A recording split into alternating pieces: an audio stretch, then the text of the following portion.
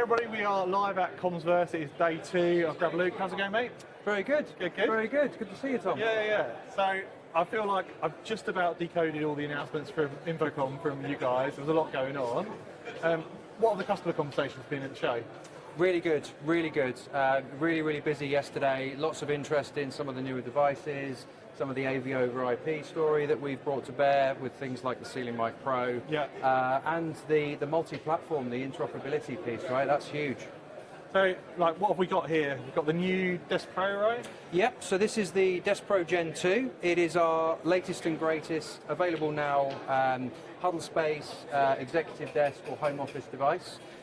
Few upgrades on the original version. It is a fully NVIDIA-powered device now.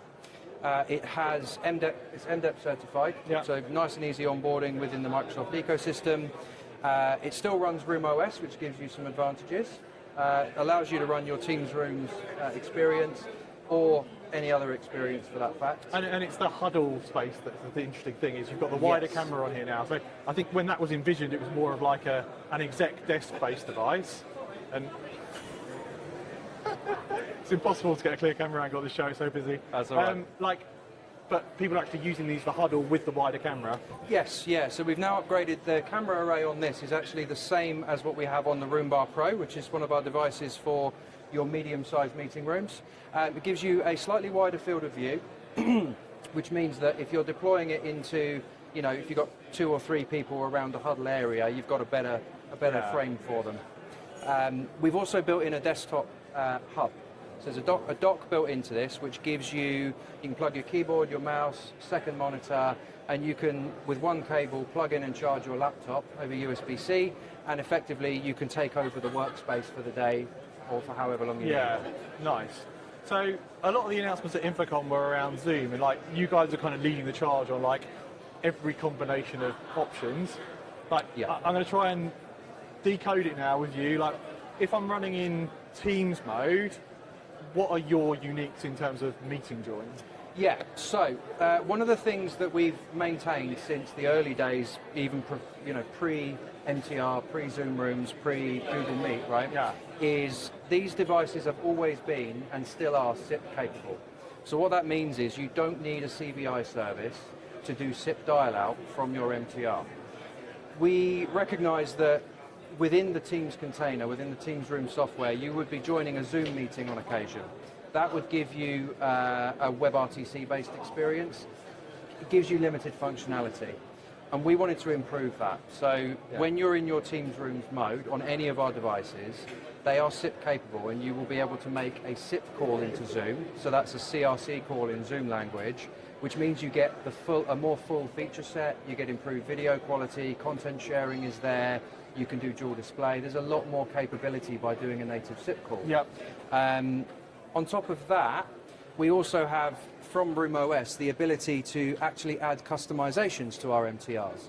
Now, you're still maintaining the full power of the Microsoft ecosystem. This one actually has Facilitator on it as well. Mm-hmm. So all of the AI capability is being brought by Copilot. When Interpreter Agent comes and more, these devices are ready to run those agents. Yeah, because they are a native Teams room, so everything Microsoft's doing, you're going to get. Correct. They are powered by NVIDIA GPUs. We've actually got a new chip architecture that's gone into all of our devices, where we've taken the memory and we've taken the GPU, the NPU, the TPU, all the PUs, all the processing power is on one chip now. Yeah. Much like what Apple did with their M chips, it allows for faster processing and AI workloads. From a customization standpoint, from here, if I'm in my native Teams interface and I want to join we know what Teams looks like, but if I wanted to join... It's impressive demoing upside down. This is an upside down demo. It's an exclusive to Commsverse. So if I want to join Webex from, let's say one of the pesky folks at Cisco invites you onto a Webex meeting, from your Teams room, you're going to get a native, you'll notice the device is switched to native Webex. Yeah. So seamlessly jumping through because you're running the Webex underneath, and you can jump to Webex for that session. Correct. And come back to Teams when you're finished as well. Absolutely. So if I hang up the Webex call here, you actually are going to go straight back to your native Teams experience. Let's give that a moment. And we're back into Teams mode. So living the dream there. Equally, when you join Zoom, if you want to join a fully featured Zoom meeting, you can see there's a zoom button here. We've hidden it in some menu here. You can customize this swipe out panel to make it easy. I can join Zoom or I can join Google Meet. So if I press the Zoom button, upside down demos again. Yeah. If I press the Zoom button, I can add my meeting number in. That's going to do a SIP call into my customer's Zoom experience. So interoperability is really key for us.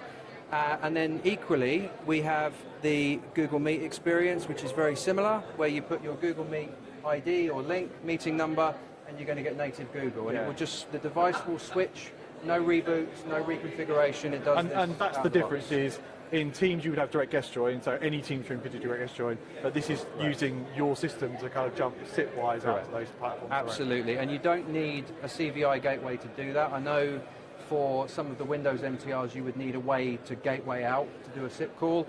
That's built into the device. So there's a natural cost saving there for some customers where you don't need that extra service to do that. Nice.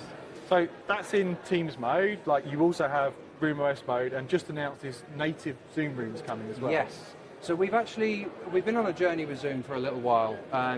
Earlier this year we released the first phase of our Zoom interop. So these devices offer you choice when you set them up. If you choose the native RoomOS mode, you invite the device to your meetings as you normally would. And let's say you've got a Webex, a Teams, a Zoom meeting, and a Google meeting. If I join Teams, that would use CVI in that mode to get you in. If I join Webex, you're going to get native Webex. If I join Zoom, that would then load up the Zoom Rooms application, and within the call, you would have native Zoom Rooms. That's available today. Yep.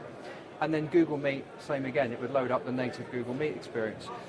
If you chose to set this up as a Zoom Rooms, which is the new announcement from InfoComm, outside of a call, it looks, runs, behaves, and is a fully featured Zoom room.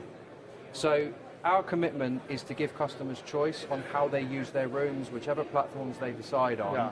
And we want to make sure that this is something that is scalable and something that actually enables you. I feel like we're getting close to a decision tree graphic of, like, if you mostly use Zoom, maybe this scenario. But yeah, it's great to have the choice, isn't it? And I guess the optionality in the future as well. Like, you might be fully committed to Zoom today or Webex today, but you've got optionality in the future. One thing that is quite important, we get into conversations with customers that have chosen one platform, 90% of their meetings. The way we think about this, if 90% of your meetings are on Teams, run it as an MTR. If 90% are on Zoom, run it as a Zoom room. If you, like us, meet your customers where they are, or you're jumping between platforms, then run it as RoomOS. But an important point there is what happens when something goes wrong. There's a disaster recovery scenario. So let's say, for example, God forbid, we have a regional outage or something goes wrong and you can't join your Teams meetings, maybe your MTRs are not operating. What we can do here is we can do something called a device-hosted meeting. This is free. You get this with a Cisco device. Right. I can go here and I can launch an immediate call into Webex. So you don't need a Webex license to do this. This is for crisis communications, in the event of an outage. People still need to communicate, right? And then all I can do here, I can invite them, I can send them a link, or if you're in the room, you can scan the QR code on your phone or your laptop. So no need to buy the Webex service license for that DR scenario? You don't need it. So this is a device-hosted meeting. The meeting is happening in the Webex cloud. But it's a way for you to But provide... the usage is tethered to the device, so because you've got the device, you get the capability. Correct. There's no limits in terms of meeting time. It's fully featured, no limits whatsoever. And it ultimately is something that many of our customers use for backup plan and DR scenarios. Nice. And when's the Zoom Rooms capability coming? It's in beta now. It will be out by the end of the year. Awesome. Well, look, thanks for catching us up. Amazing capabilities. Good to see you. Catch you soon. Thank you.